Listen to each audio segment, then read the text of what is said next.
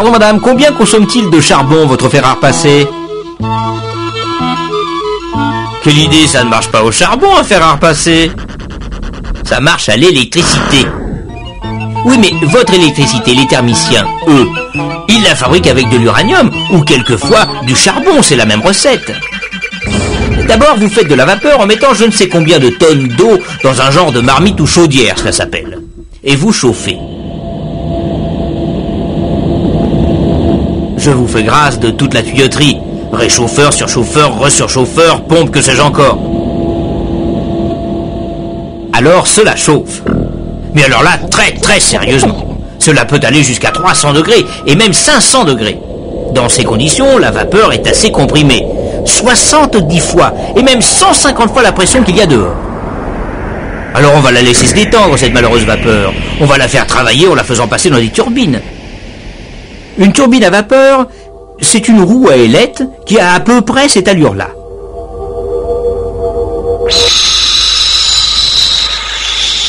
Alors on retrouve notre vapeur à la sortie, complètement détendue, dans un deuxième récipient appelé condenseur, où naturellement elle se condense comme son nom l'indique.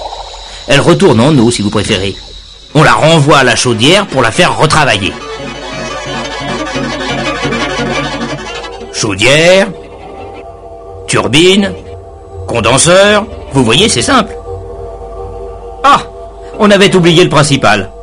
La turbine, bien sûr, entraîne un alternateur qui fait de l'électricité, etc. Mais cela ne nous dit pas combien d'uranium ou de charbon il faut pour fabriquer 1 kWh d'électricité. Eh bien, cela dépend. Cela dépend de la machine, de son rendement, plus exactement. Parce que si la machine a un bon rendement, eh bien, il lui faudra dans les 22 mg d'uranium pour sortir 1 kWh d'électricité. Si elle a un mauvais rendement, alors là c'est différent. Oui, mais qu'est-ce qu'il faut pour que la machine ait un bon rendement, comme vous dites? Monsieur Carnot, s'il était là, vous répondrez mieux que moi. Nicolas Carnot était un jeune homme assez doué qui cherchait justement comment améliorer le rendement des machines de son temps, et elles en avaient bien besoin, les pauvres. D'abord, boucher les fuites, se dit-il. Cela ne pouvait pas nuire. Mais il se dit aussi que le rendement, cela devait dépendre de la différence de température. Quelle différence? Eh bien, d'un côté la température de la source chaude, c'est-à-dire notre chaudière, de l'autre, la température de la source froide, notre condenseur. Et plus la différence est grande, plus le rendement est bon. Alors, chauffer plus d'un côté, c'est bien, mais il faut aussi refroidir de l'autre côté. Et c'est logique, parce que chauffer la chaudière, cela fait de la pression, on est bien d'accord.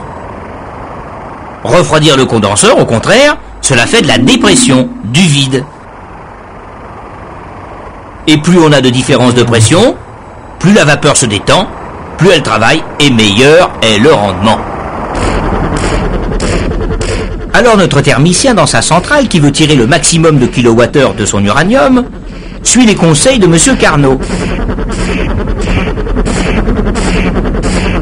Côté source chaude, on ne peut pas monter bien plus haut. Côté source froide, alors là, on refroidit le condenseur très vigoureusement avec un courant d'eau, ce qui fait toute une tuyauterie dont je vous fais grâce.